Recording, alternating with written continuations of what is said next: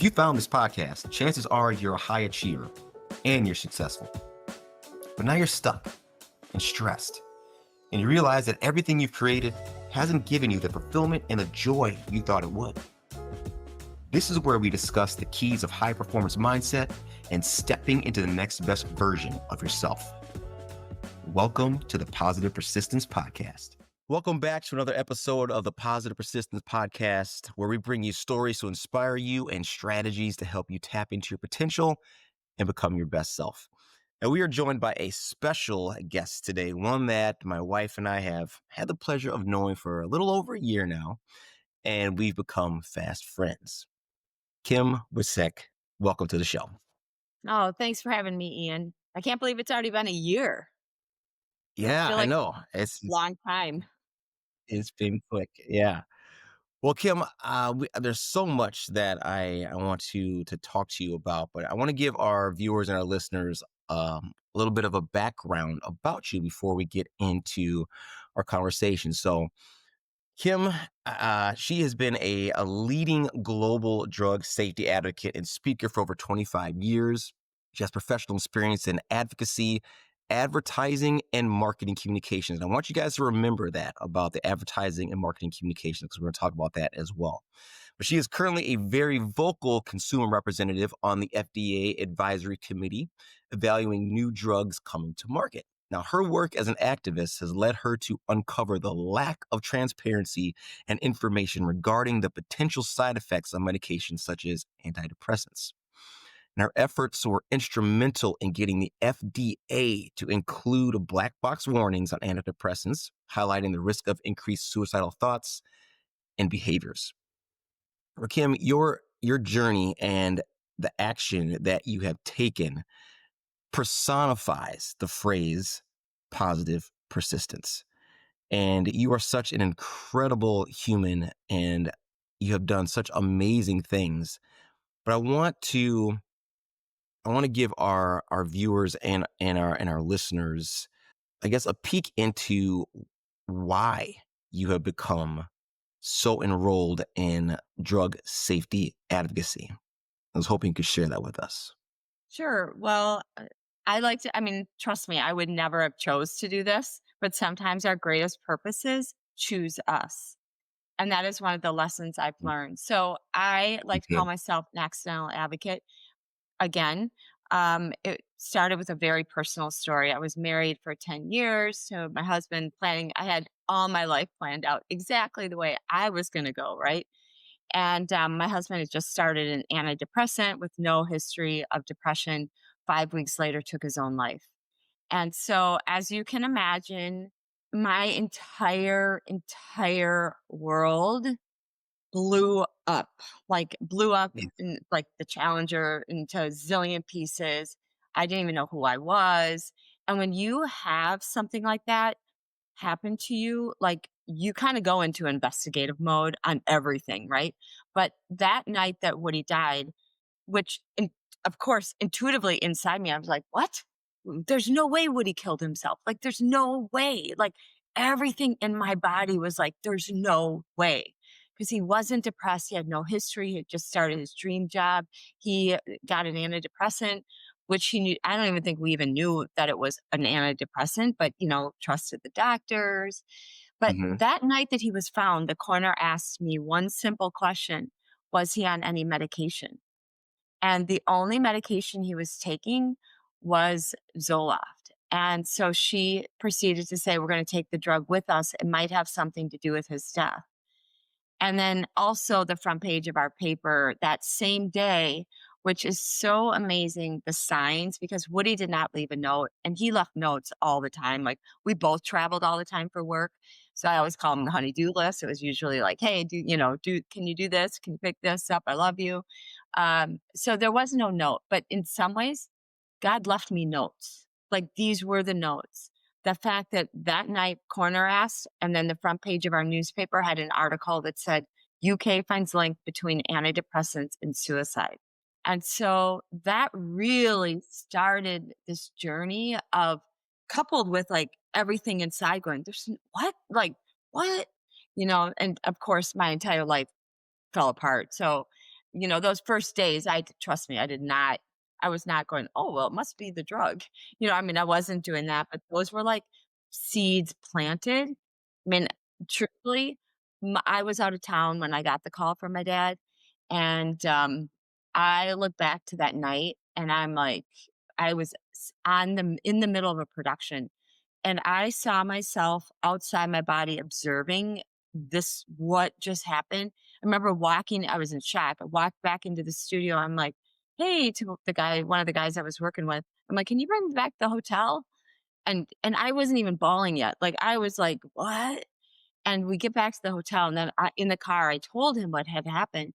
But so of course, when I got back to the hotel, and I can kind of remember like faint, I mean, that really bad hotel light. And the funny thing is, and this is where I knew that I was going to probably be all right, or that I was completely crazy. So I had a box of hair color in my luggage because I knew that I wasn't going to be able to get to the hair salon before we had plans in the weekend when I got back. So I'm like, "Oh, I better bring a box of hair color so I could color my hair," because I've been gray since I had gray since I've been early 20s. So that night, as my phone's ringing, that my friend Mike's in the room with me, and I'm coloring my hair be- because something, maybe it was that one little bit of sense of like, I've got something in control. Like, this is one thing I can Yeah. control while Right. everything around me was crazy. So, anyways, that's that was like that first night. And then the next morning, I just remember walking through the airport of Detroit, and I literally walked with a blanket over my head. My friend Mike brought me back to Minneapolis. I walked with a blanket over my head because I thought everybody could see that all of a sudden, like, "Oh my God, her husband died. Her husband killed himself. What? Like, that's not who, like, so everything, and I don't want anybody to see who I was. I wanted nobody to know who I was. I wanted nobody to see who under that blanket. But that was my way of protecting myself.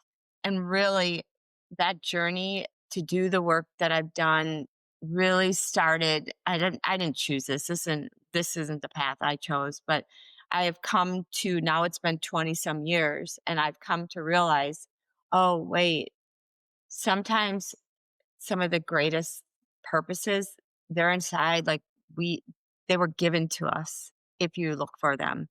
And that's really, I can look back. It's a lot easier looking back than when you're in the middle of it. But there's so many Sure. lessons and things that I've learned about myself because I sat in it. And in it meaning the pain, the grief, etc. Yeah.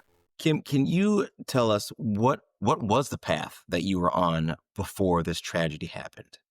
Well, I was kind of What were on you my doing professionally?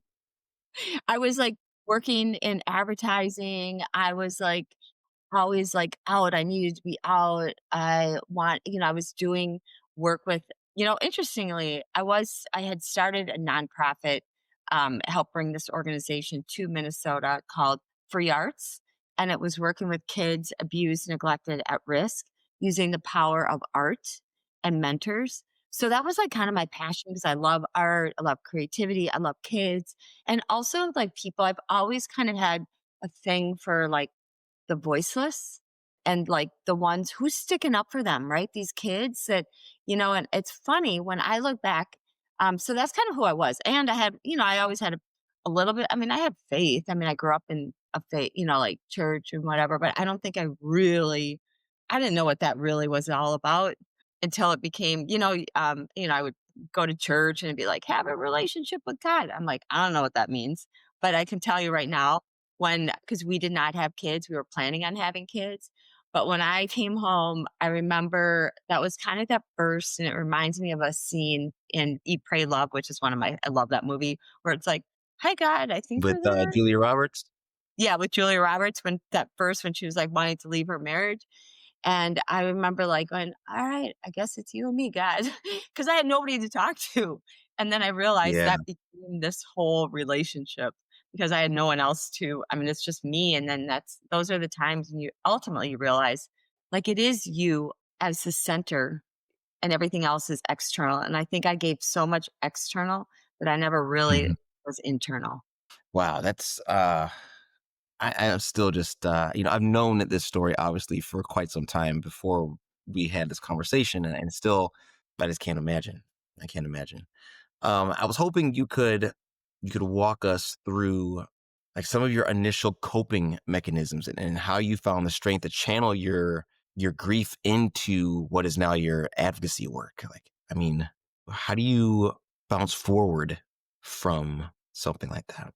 I didn't choose to do this. I think when you're in it, in the middle of it, you're just kind of one moment, like not even one day, it's like 1 minute at a time and being super present. Like I was surrounded by people, like my friends, because, I was young and nobody could even relate to it. My family was there.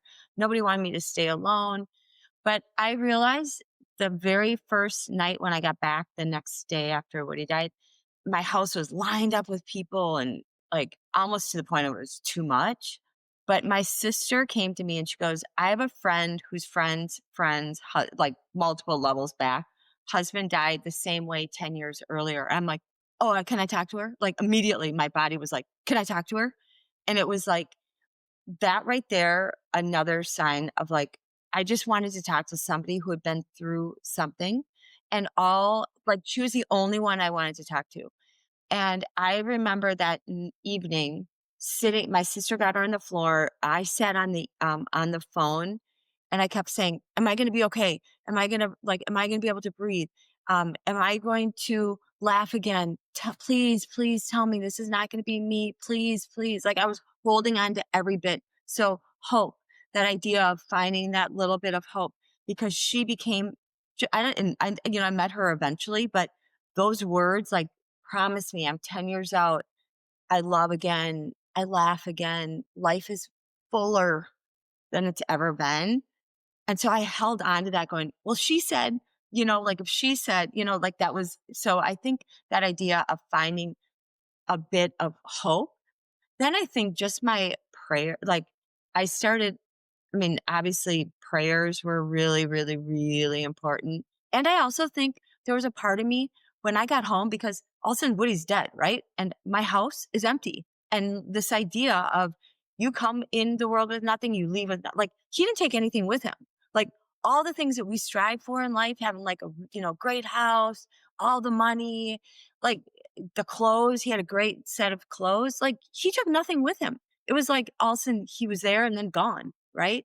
So that idea of sitting in this empty space and praying, like I was like, God, use my pain, like and praying and trying to understand like this life is just gone. So I was like asking so many questions. And I remember because he was gone, I needed to physically see him because when I left for out of town, like we were already planning we had just booked all these trips.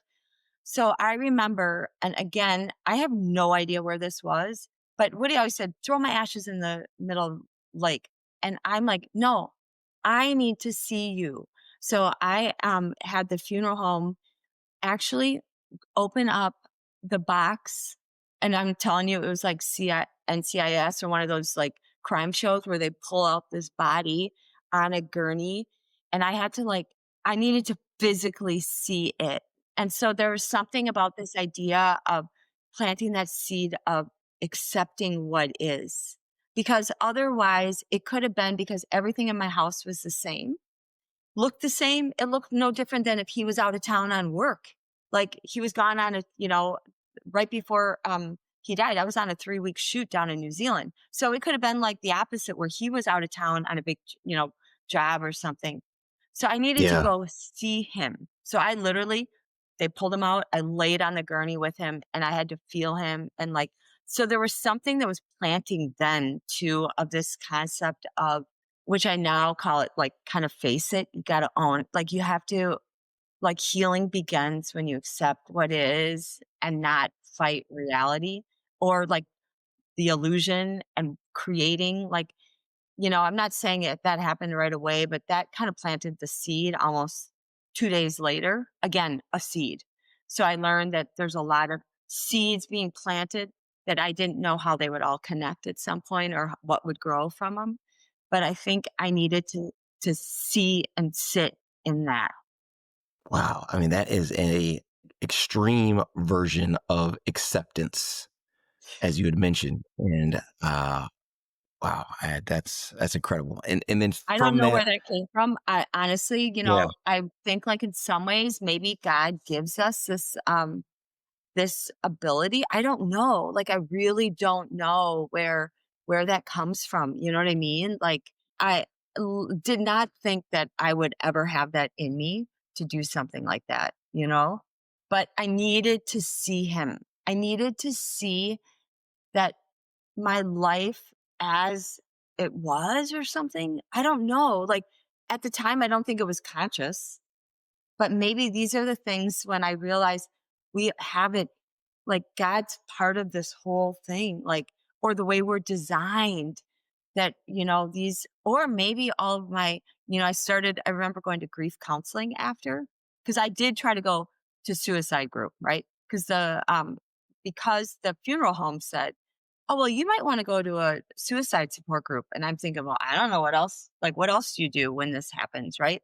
So I went once and literally I was watching all these people, and no offense, because it's a horrible thing, but I don't know that I ever identified myself as a suicide supporter from the beginning. And meaning that I was watching this room, people who'd been there 10, 15 years. And I was like, that I can't, that is not my life. Like, I can't have, like, just like, no, that doesn't feel right. That can't be what. And I remember saying, like, to the group, I said, well, I think my husband with the medication. And they literally patted me on the head and they're like, oh, honey, we never saw it coming either. And I'm like, and I could feel myself inside getting super mad. And I remember my friend who was staying with me at that time came to my house and said, she goes, why are you going? Why are you going to that if it doesn't make you feel good? And I'm like, well, aren't I supposed to do this? And she goes, well, no, why? So I started going to a faith grief group at church called Grief Share. It was amazing. But that was another insight of listening to ourselves, because I don't think our bodies lie to us when something doesn't feel right. There's because our little spirit that's like a little light inside, even if it's still burning bright, who this is all circumstances. And that little light was like, no, this is not for you. Like, and the same thing with, when the doctors wanted to give me a pill and said, do you think you want something? I'm like, no, but I think it's what killed my husband.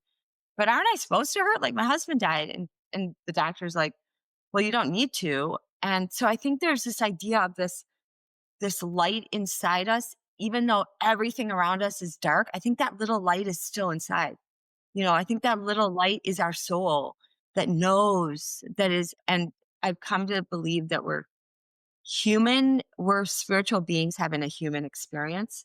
And if we remember that, which is just a perspective, then yeah, that little light, even though it was really buried and probably buried for a long time, it, became brighter and brighter as, you kind of explore and find your own self, I guess that's what they call it. But because I remember when I started going to grief counseling, and she would ask me, it started out with Woody because I didn't know how to, like, Woody did everything for me. Like, he allowed me to go live the life I lived, meaning he would go shopping all the time. Like, he'd be like, hey, I'm going to Target. What do you need? So I didn't even have to like go to Target. Like, he did all of it for me so that I could, because he let me be a butterfly and fly. Right. And so I had to learn how to do all of that. And I remember all of a sudden she started asking me some questions. And I go, wait a minute. Why are we asking about me? Like, why are we asking about my childhood? Why? I thought we were talking about the grief around Woody. And she goes, well, yeah, but like everything comes back to you and how you were like raised and like what was your experiences. Let's kind of go through some of those things that you maybe haven't dealt with from your childhood. And I was like, wait a minute.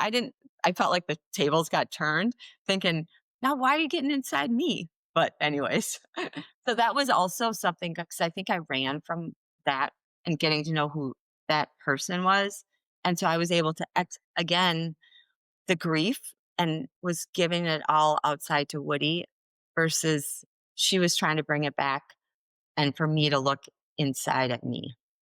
right, because that will determine how you respond to the Mhm, situation, right? And man, okay, that's mhm. a whole nother conversation we could have. But coming back to this, so here you are. I mean, you're going through all this grief and you're trying to figure it out and figure out what to do with life, and everything's, I would imagine, spinning like crazy. Was there a particular moment or an experience that really like solidified your resolve to then eventually pursue these changes that you've been able to create in drug safety regulations? Like, where was there a certain point to where dealing with everything that you were dealing with, that you decided to turn your focus or put your energy into the avenue that you pursue now? Yeah, I would say, again, like I said, I don't know that I intentionally chose this, right? But I Mhm. do remember a prayer like right after, like maybe a couple days after Woody's funeral, because we did end up having like this beautiful service where his body wasn't shown, but I did make everybody see it the night before again because I needed everybody to know he's gone for me. But anyways, after I came home and my agency that I worked at made all these lifetime posters of Woody, and they were like lined up in my basement. And I remember looking at him and crying because I felt like he was real, like sitting on the floor with me. But I just kept grabbing, like literally scratching my heart, like, take my pain and use it. It does me no good. God, I'm over and over. Because for people who've had grief, any kind of like, I never knew that heartache was real until that, like Mm, really real. Like it's a pain. And I was trying to like, I literally had scratch marks on it. But that prayer, I think, planted something. And meanwhile, I didn't know my brother in law, my sister's husband, was doing all this research on like all this stuff, and he didn't sleep the first week after Woody died. And he's doing his whole journey of like, this doesn't even make sense. Like, what if it's something to do? And so I think those two were kind of like the planting again, planting seeds. And so remember, this is 2003. There were no warnings. Everybody's thinking Woody was depressed. I didn't see it. Right. And so, when we were getting ready, because Woody always said, throw my ashes in the middle of Lake Michigan. So we did something in Minneapolis and then we did his ashes. And my brother in law and I were sitting at the edge of a boat in out in the middle of Lake Michigan. And I was holding this box of ashes of Woody. And my brother in law standing, and I'm like, I cannot believe this is what we become. It's like ashes. And we already had started, like, we're going to go to DC. I think this is it. Like, everybody's saying no, whatever. But literally, I kid you not, in the middle of the lake, right in front of us, is this book that goes like this, floating by, and it's red. And I go, Eric, does that say what I think it does? And he's like, yeah, it says what I think it, and it said it was a red book and it was literally open like this. So you could see the cover. It said the Holy Bible in gold letters. Like, if I was the only one that saw it, people would think I was like a crazy widow losing her mind. But the two of us saw it, and it was almost as if it was a sign. Well, it was a sign, massive sign, because books don't float. Because trust me, I went back to when we got back in the on the port. I said, "Hey, I have a question," because it was the Chicago search and rescue boat that took us out. I go, "Have you ever gotten a Bible out of the water?" And he looked at me like I was crazy, and he goes, "Ma'am, I've been doing this work for 25 years. I've never found a book because book or a Bible because books don't float." And I kind of knew that answer because they sink. They don't. That was like a massive, like, boom sign. So really, I think that was like God given saying, giving me a nod, like, you guys are on the right path. Trust me, this is huge. I'm going to be surrounding you with like light and strength. And don't worry about Woody. He's up here. Like, so I think there were so many messages, but now I tell that story because I don't think that floating Bible is for me. Like, I think that Bible story is now for everybody. Like, it's part because I think there are a lot of people who don't think maybe there's real or no one cares about me or whatever, but like, oh, no, no, no, there's something real. I don't know what it is. I have no idea, but I guess that's kind of where it really cemented this idea of faith. And faith is just a belief that in something you can't see, right? But so is fear. So you get to choose. And so and for me, because I just felt like, again, landing intuitively going, there's no way Woody killed himself. Like something had to have been a part of this because he loved life and it would never do this to me or, to his family. And so that became my sign every time we'd get on a plane and I'd look down. I mean, we were out there 40 times because I'm like, oh, no, no, no. And maybe there was part of me because what I always said, I never judge my life by how much money I make or my career. It'll be based on my family, my friends, and leaving the world a better place. So I kind of felt like, no way, Woody, like suicide's not going to be your legacy. Like we're going to make sure that there's something, we're going to do something with this because when we learned that in 91, the FDA had hearings when it was just on the emergence of violence and suicide with Prozac. 91. I mean, I was like in college, like 91. That wasn't even on my radar. I knew nothing about it. It's now 2003 and all those years. And now we have Zoloft that came on the market and Paxil that came on the market and approved for kids. I'm like, oh, no, no, no. Like if we didn't know and we're smart, like they didn't get their job done in 91. Well, that's because half those almost all those committees members took money from pharmaceutical companies that made antidepressant products. So that became like kind of our mission to go get warnings. And so I think that there was like a resolve and also knowing there is something about like that helped my grief when you have like a purpose or you find something. And I remember learning that in our grief share at church, they tell you when you are going through grief of any type, and that could be a breakup, that could be losing, when you go out and volunteer or you go and like turn it away from and serve and not sit and stew, like because you just go like, I mean, trust me, I can spiral. That I think there was a part of this that was huge in my grief process and I think my why was so much bigger. And then I had to keep going back to that Bible. So I was like connecting all these dots, even when I got scared, because trust me, that was not me at all. Like I never stirred the pot ever, ever. I was like probably more of a people pleaser, the good girl. Like my mom recently gave me all my report cards and I was reading them. I'm like, seriously? Like, was I really this? Like, I felt like just this little, like, and I was that person. I was afraid to use my voice. I was always like, she never causes any problems. She just sits there out. I'm like, oh my God, how boring. But, anyways, that's who I was. Much that It's time to ask yourself, when was the last time you prioritized you? Did you know that research shows that nearly 85% of high performers struggle to maintain a performance mindset while juggling the demands of work and personal life? Those who actively prioritize their performance mindset and personal growth are 30% more likely to achieve their goals in business and life. If you're feeling crippling stress and anxiety, or if you're feeling guilty when you take a moment for yourself, or if you're stuck in the grind and feeling burnt out, you're not alone. Many of us yearn for more, but struggle with the fear of being judged or feeling selfish. And you want to step into the next best version of yourself. That's why I created the Rinse Method, which got me from paraplegic to marathon runner. Backed by science-based proven strategies and now customized for high performers like you. If you're stuck and stressed and want clear steps that you can implement today to move forward, make sure you visit thepositivepersistence.com to download our free Rinse PDF. I mean, that makes your story so much more incredible because I mean, you chose to stand up to Big Pharma and the FDA machine, and you demanded honesty, you demanded transparency, you demanded reform, accountability.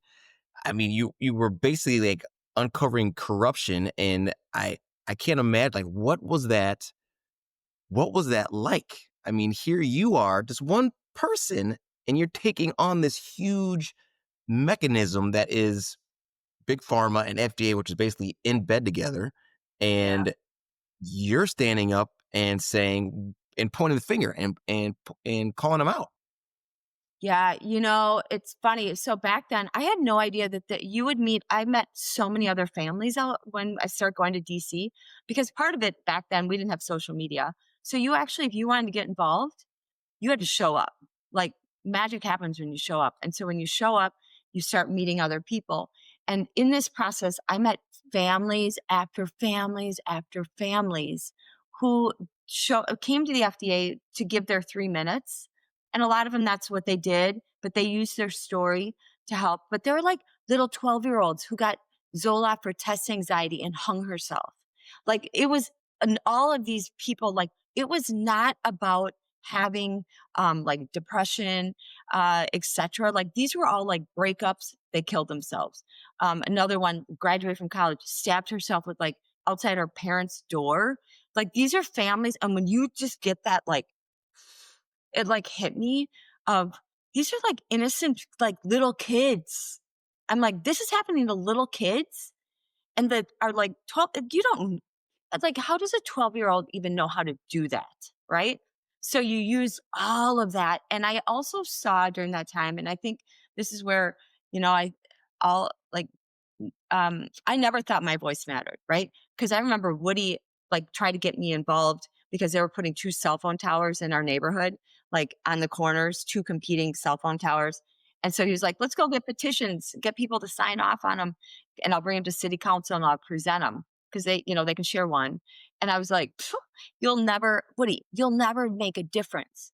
Like what you're going to like, I'm not, and he wanted me to help. And I'm like, no, thanks. You can have it. And he goes, I remember I'd rather try like hell and lose than do nothing at all. And I'm like, have fun. And then fast forward, I'm like, wait a minute, dude, you left me with this. And I'm like, but I think it was this idea that one person, just that resolve and like that your why is so much bigger than anything else. And when I would see these families, like my take, and there were, trust me, these hearings back in the day, I mean, trust my voice shook. I had 3 minutes to give to a talk or 3 minutes to tell our story at the FDA, same with everybody else and experts. And I was out with my brother-in-law. I mean, we always would share rooms and I'd be staying up till like 4 a.m. rewriting my talk for 3 minutes. And I'd be changing words because I was so nervous.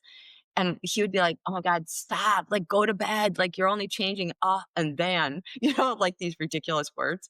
But anyways, these hearings were lined up with armed guards and media. I mean, literally, you've never seen anything. There were like hundreds of people that would be coming out. Half the room was like, these drugs saved our lives. And the other half's like, you killed our kids. You have blood on your hands, angry. And I'm just sitting there going, this doesn't, and I feel like this is where my kind of advertising background or, understanding how to get something like all of a sudden kind of kicked in because it wasn't this blaming. It was like, wait, why won't you just give us the information? Like this to me is why wouldn't you warn? Like you guys knew about this in 91. Why didn't you put warnings on? This is not about taking anybody's drugs off the market. This is not about saying they kill, like everybody has that. But when we don't have all the information, we're the ones that lose. And so why wouldn't you give us all information and let us make the informed decision and the right decision? So when Woody was telling me his head's outside his body the week before he died, and I'm like, I had never seen that before, and he's bawling. I could have said, maybe it's the medication. But instead, he's going, I don't know, maybe. And I'm like, quit your job. Like, there's all these things. We didn't have a chance because we didn't know all the information. And so I think that became, I start looking back and go, oh, wait, this all makes sense but literally when you saw kids and these parents and the grief of others, it just, it brought me back to when I was working with those kids at Free Arts that I was telling you about, the abused, neglected, at risk. And I remember these kids that had been removed from the home, living in a foster big like system. And it was a locked ward and the kids were, of the, whatever you call them, residents of the state. Every one of those kids stopped in at night when we got to, and picked up a cup of meds. And I remember like, oh my God, are they all sick and this was in 97. I'm like, are they all sick? Like they had strep throat. And their staff person said, no, this is their behavior medicine. And I was like, So all of this stuff of my life started just kind of like flashing by me like, wait, that never made sense then, but I didn't get involved, but I remember thinking that's weird behavior medicine. I've never even heard of behavior medicine. So that's kind of I think all of that played a part. And also all I was doing like during this whole time, and I did have a lawsuit against Pfizer, I saw that if you're actually telling your truth and your story, like your truth, you don't have to, and you're not lying. It kind of goes back to one of those principles that your mom would tell you. Got to remember if you lie, you have to remember to dot your I's and cross your T's. And I saw that in playing out in adult life with companies and corporations and the FDA. Like they had to remember, oh, wait, 91, we said this. Oh, wait, the documents that we got out from SEALs say this. And now you're saying this. Like, what is it? But it goes back to like, one of those small little things. So I think, yeah, I don't know how that all like answers your question, but I think there is something with right and wrong that you learned as a kid. And I think there's that great book, Everything We Learned in Kindergarten. And I feel like some of these basic principles I saw, but these are adults and big companies that don't even play by those rules. And I think, to go back to what you had mentioned earlier about being in marketing and advertising and understanding manipulation and persuasion, I just want to read a quote from you that says, "To be clear, I am not anti-drug, I'm pro-information. A 25-year career in advertising and marketing has taught me all about the art of persuasion and even manipulation to get what you want. It's also shown me how to connect the dots, in this case between Washington, the FDA, Big Pharma, patient disease awareness organizations, and the healthcare system." And I think that is so interesting that, again, you had the seeds, as you've mentioned, of advocacy planted in you before Woody passed, and then having all that experience in marketing and advertising, understanding how to basically persuade someone to want your product, lends to you having a very keen understanding of how these drug companies were then advertising their products to seem harmless and to be like the magic bullet pill. Just take this and you'll be better. No side, and don't tell you about the side effects. And I just think that's amazing that you had all of this in you before this happened, and then like you were chosen, like you were the person that was supposed to do this. And just for people who don't understand, you sued Pfizer, who was the creator of Zoloft and many other products, and you won. And because of your work, now they have to tell people, give them the information. And when I first met you, I didn't know what black box warning was. I've seen it obviously on things, but I didn't know like that was what it was called. And I didn't know that it wasn't always there. But because of you and your work now, it is.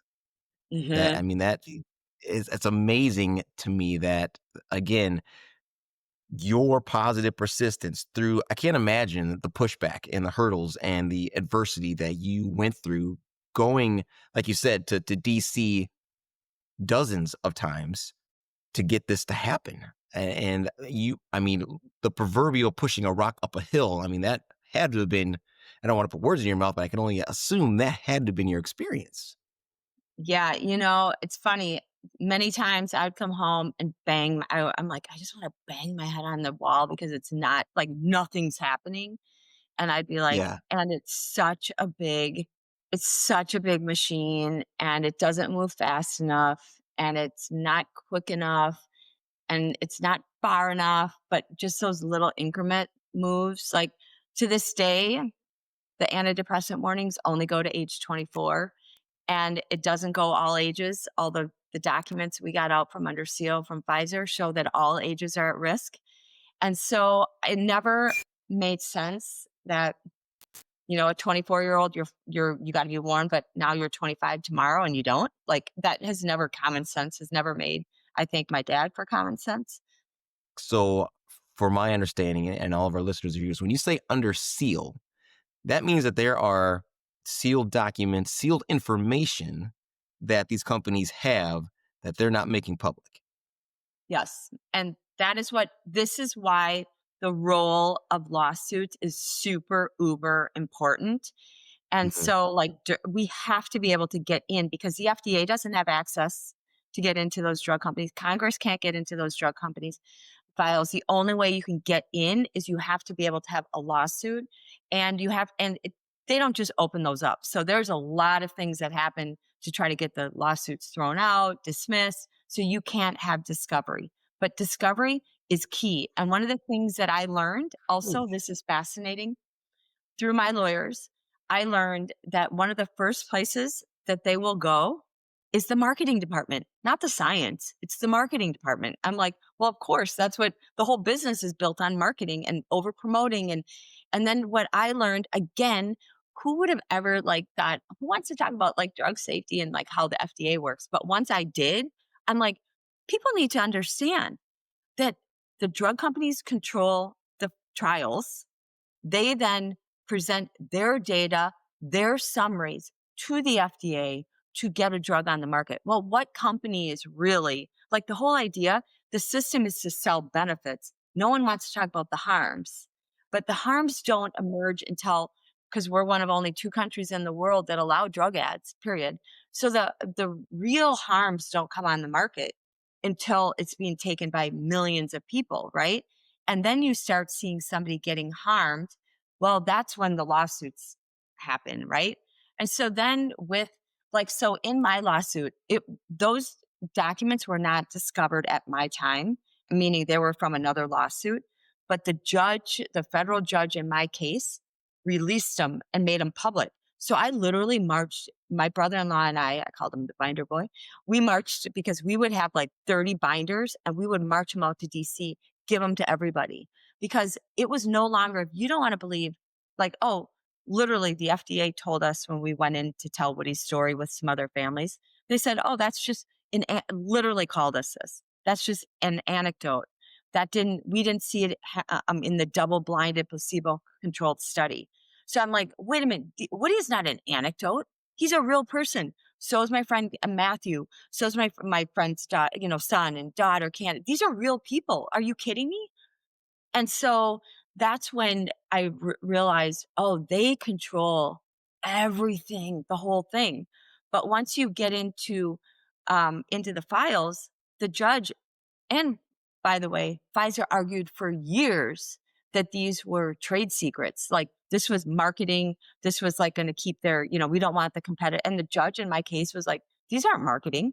These are not trade secret. He's like, so he released them and he actually like called them, cause at this time, Pfizer, when Woody was, around, they were those white bouncing balls. And that was the advertising. Like, do you get nervous in a room? You might have social anxiety disorder and only your doctor can know. I'm like, oh my God, this is like this is like my business gone awry.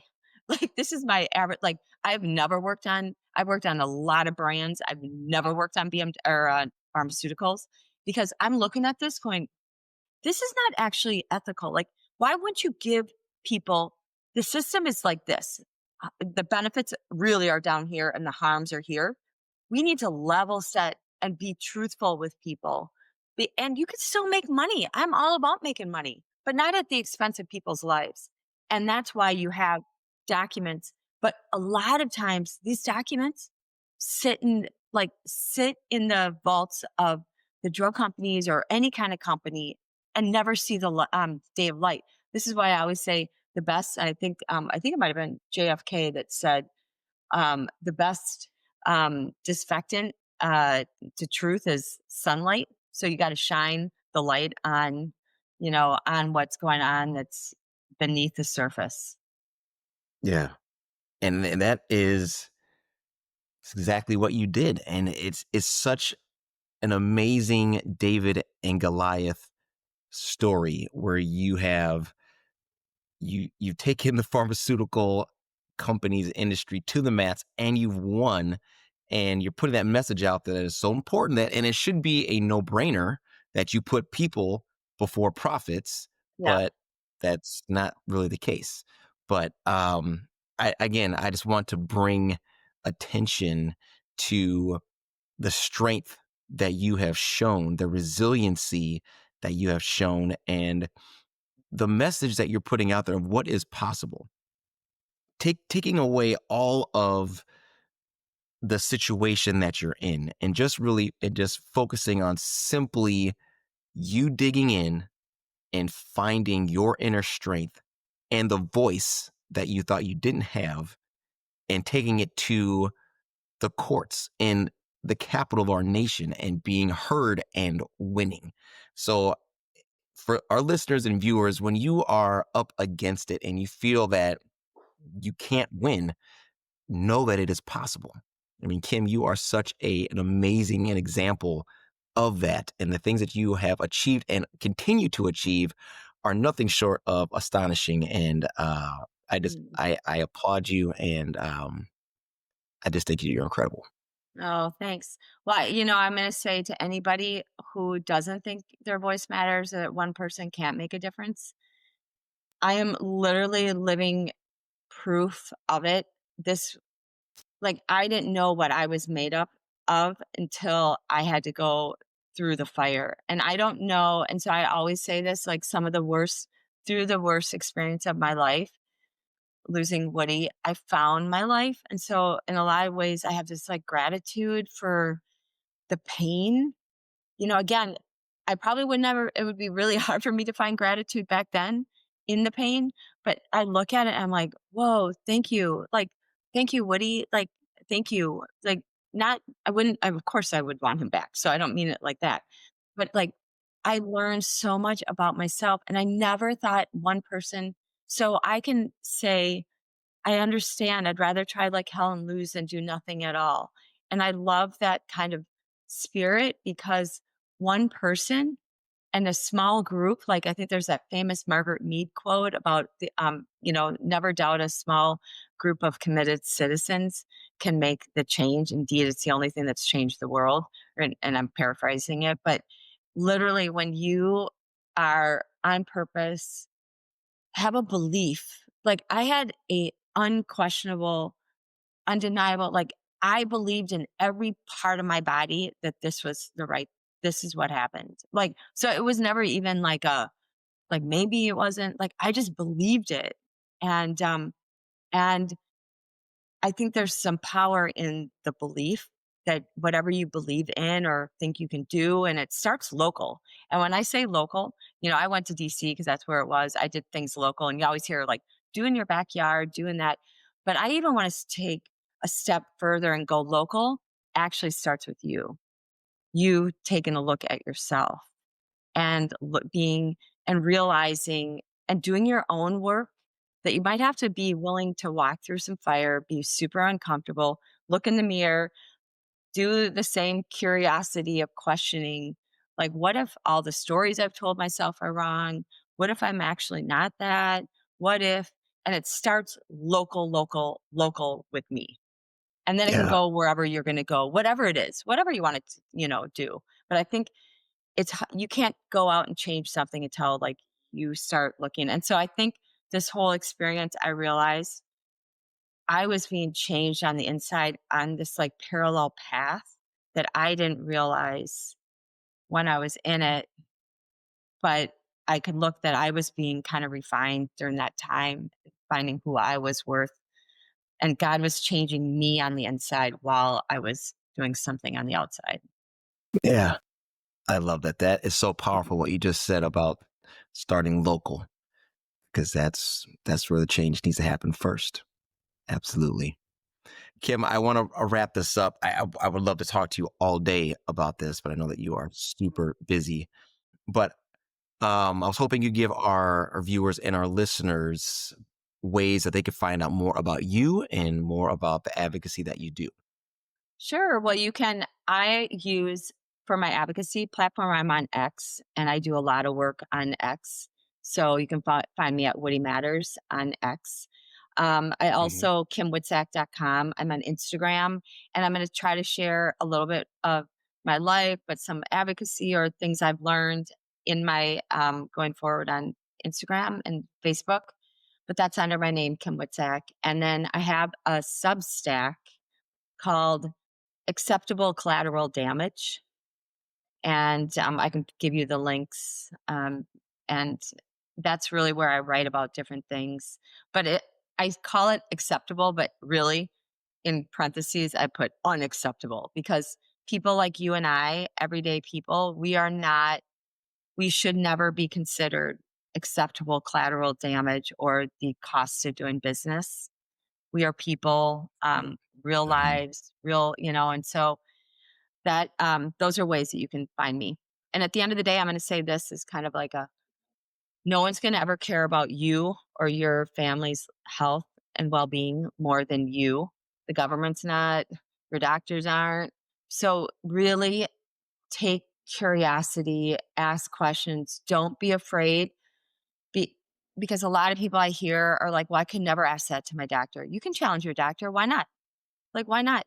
And that is another way that I can say use your voice because if it doesn't feel right intuitively on something that is happening, or you're asking questions about like what's the data say, or you start, and you're getting pushback, remember, no one's gonna care more because even that small percent, if they tell you it's don't worry, it's a small percent. If that small percent becomes you or your kid or your husband or your parent, that's 100% of them. So you should care about what you put in and don't be afraid to challenge. That is awesome. And it's definitely the correct message to put out there for sure. Kim, thank you so much. I appreciate you and I appreciate you taking the time to talk to us about your journey and your advocacy. And we'll make sure to get all those links in the show notes so people can find out more about you and more about the work that you're doing. So once again, thank you so much for joining us on the Oh, show. thanks. I love what you guys do, and I appreciate you having and helping because I call it the butterfly wings, the butterfly effect, right? You share it, Yeah, share it, share it, and eventually it spreads. So thanks for having me. absolutely. All right, guys, that is another episode of the Positive Persistence podcast. You guys know what we always say is that we need to stay positive, stay persistent, and remember, mindset is everything. And we'll see you next time. Thank you for tuning in and being part of the Positive Persistence family. We're having a great time creating this content, and we truly hope it inspires you to embrace positivity and persistence in your own journey. If this podcast episode inspired you or entertained you, scroll down, hit those stars, and leave a comment or two. Your 5-star reviews and shares encourage us and help us grow the show. So until next time, stay positive, stay persistent, and remember, mindset is everything.